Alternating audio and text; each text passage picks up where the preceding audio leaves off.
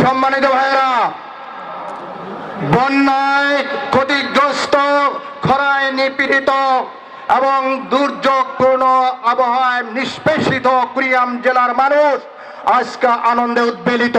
কারণ গত 16 বছরে আমাদের কথা বলার অধিকার ছিল না, আমাদের চলাফেরার অধিকার ছিল না, আমাদের ভাতের অধিকার ছিল না, ভোটের অধিকার তো ছিলই না। ইভেন দেন আমরা নিজের বাড়িতে নিজেরা বসবাস করতে পারিনি।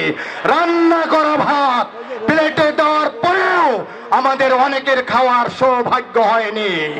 গত 16 বছরে বাংলাদেশ থেকে পলাতক সরকারের ছত্রছায়ায় 26 লক্ষ কোটি টাকা বিদেশে পাচার হয়েছে।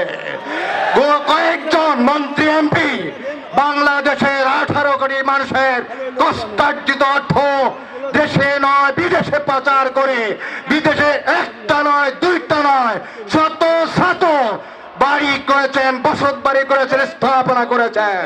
ভাইয়ের আমার, আমরা আপনাদের সমর্থনে, আপনাদের সহযোগিতায়, আপনাদের সাহায্যে বাংলাদেশ জামাত ইসলামী এমন একটা বাংলাদেশ গড়তে চায় যেখানে কোনো চাঁদাবাজি থাকবে না, যেখানে লুটপাট থাকবে না, দর্শন রাহাজারি চিন্তাই থাকবে না।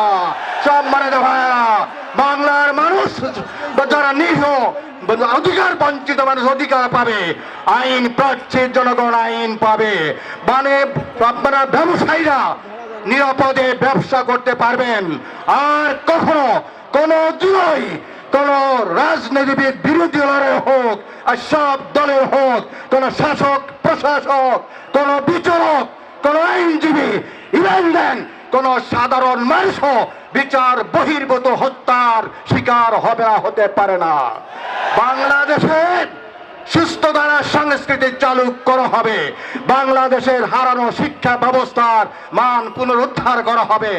আর কোন আমলাকে, কোন সরকারি কর্মচারী কর্মকর্তাকে অবৈধ ইনকামের ধান্দা করতে দেওয়া হবে না।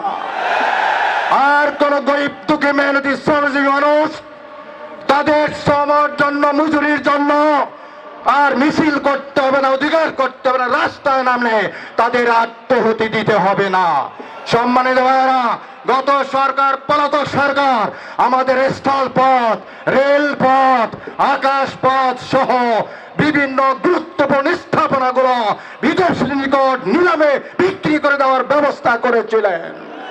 সম্মানিত ভাই বন্ধুগণ, বিনীতভাবে অনুরোধ করতে চাই, যে সমস্ত হারানো রাষ্ট্রীয় প্রতিষ্ঠান, দুদক বলেন, বিচার ব্যবস্থা বলেন এবং নির্বাচন কমিশন বলেন, সমস্ত গুলার নির্লজ্জ দলীয়করণের মাধ্যমে ধ্বংস করা হয়েছে।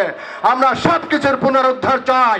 আমিরে জামাত যে সমস্ত নির্দেশনা দেবেন আমরা সেগুলো অক্ষর অক্ষরে পালন করে বাংলাদেশকে একটা সুখী সমৃদ্ধশালী রাষ্ট্রে পরিণত করতে চাই।